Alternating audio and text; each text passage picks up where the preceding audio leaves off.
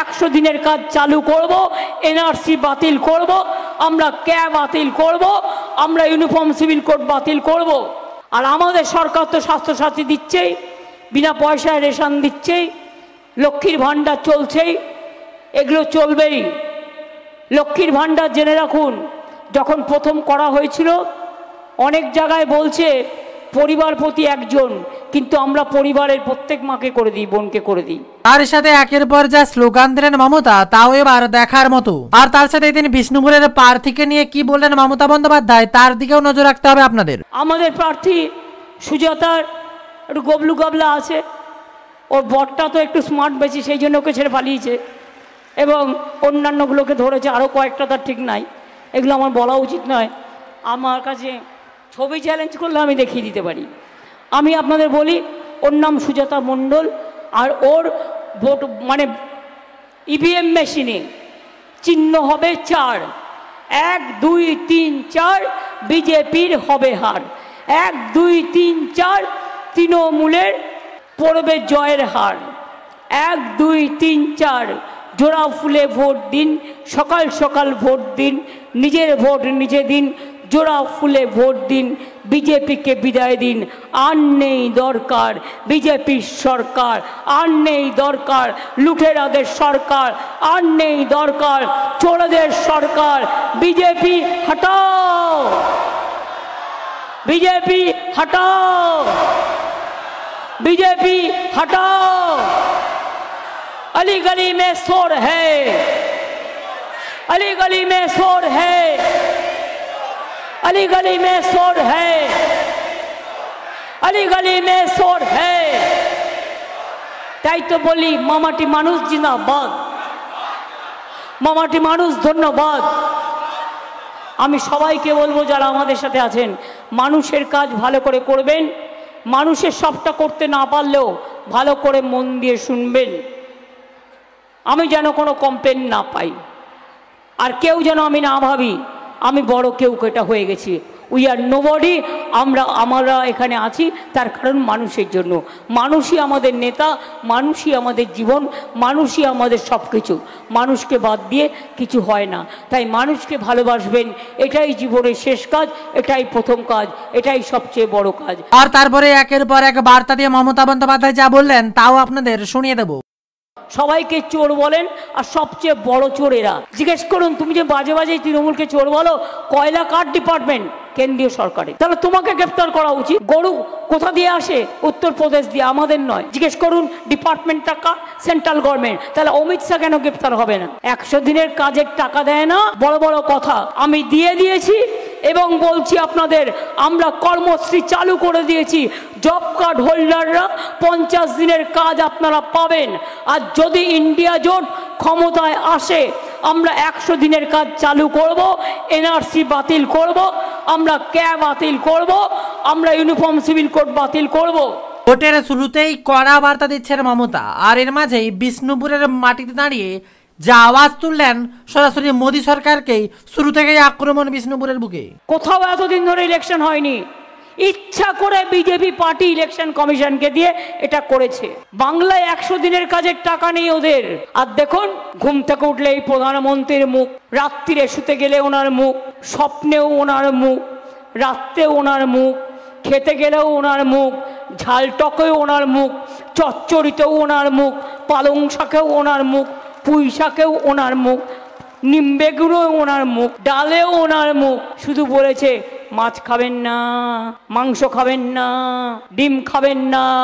আমরা বলছি খাবো খাবো খাবো। তার কারণ এক একটা রাজ্যের এক একটা বিশেষত্ব আছে। এরপরে কে কি খাবে যা নিয়ে বার্তা দিয়েছিল গেরুয়া শিবির, এবার তাকে কটাক্ষ করে মমতার খাবার নিয়েও বিরাট বড় বার্তা। আমি গুজরাটের ধোকলাও তো খাই, কই তখন তো না বলি না। তাহলে আপনার বাংলার মাছ নিয়ে আপত্তি কেন আছে? বলছে প্রেগনেন্ট মায়েরাও ডিম খাবে না, তো কি তোমার মাথার ডিম খাবে? সরি, হাট্টিমা ডিম খাবে। ওই কথাটা উইথড্র করলাম, বললাম সরি, হাট্টিমা ডিম খাবে। আর মাছ খাবে না, মাংস খাবে না, কি শুধু বার্লি খাবে না ব্যাঙের ছাতা খাবে? ব্যাঙের ছাতার আবার অনেক দাম, ওটা আবার ভেজ, ওটা নন ভেজ নয়। যার যা ইচ্ছে খাবে। সবাই বলে ভাতে বাঙালি, এ তো আছেই চিরকাল। তা সত্ত্বেও নন ভেজে তৈরি করতে হয় অনেকগুলো পদ। একটা মাছের ঝোল ভাত করলেও রান্না হয়ে গেল, একটা মাংস ভাত করলেও রান্না হয়ে গেল, একটা ডিমের ঝোল ভাত করলেও রান্না হয়ে গেল।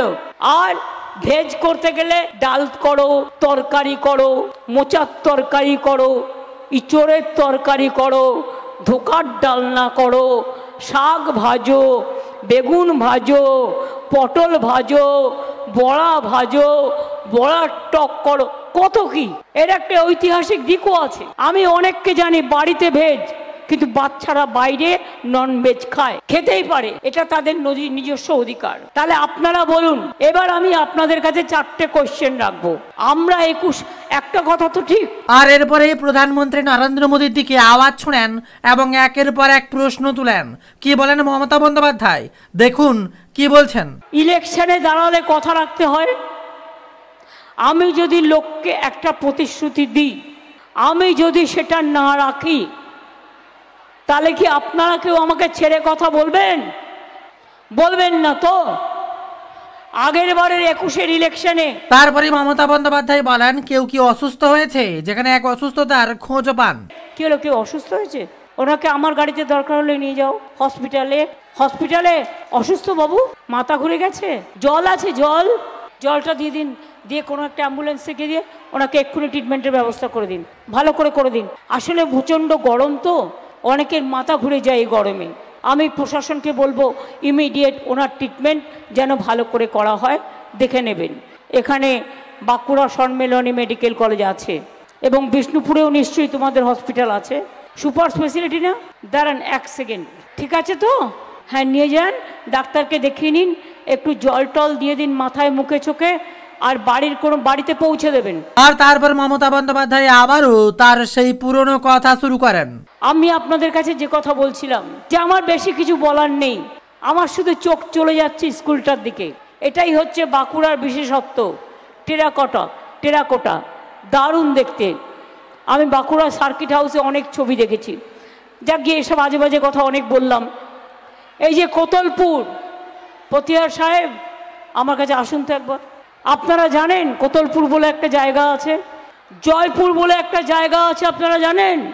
ছোট্ট একটা বন আছে। আমি আগে ওখানে এসে থাকতাম। আমি কেন ওকে ডাকলাম, তার কারণ হচ্ছে আমি একবার কোতলপুর, একবার নয় অনেকবার গেছি, রামডিয়াতেও গেছি, সব জায়গাতেই গেছি। আমি কেন বলছি জানেন?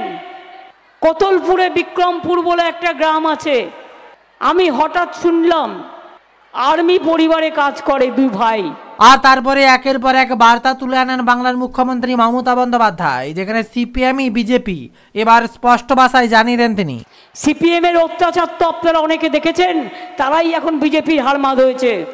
তুমি দাঁড়াও, বিজেপির হারমাদ হয়েছে, এদের থেকে সাবধান।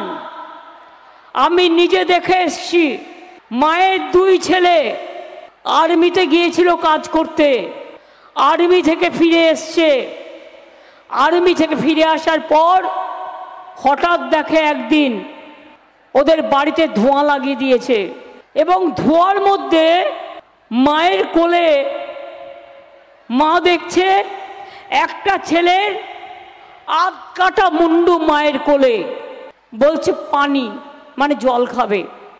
মা ওকে আস্তে করে শুইয়ে রেখে একটু জল আনতে গেছে, ফিরে এসে দেখছে যে মুন্ডুটা অর্ধেক ছিল না, ওটা পুরোটাই কেটে দিয়ে চলে গেছে, 1 ফোঁটা পানি যাওয়ার সময় পায়নি।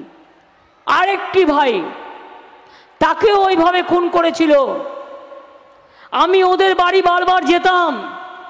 ছেলেটা আমার বাড়িতে, ওর একটাই ভাই ছিল আসত, ওর নাম ছিল সেলিম।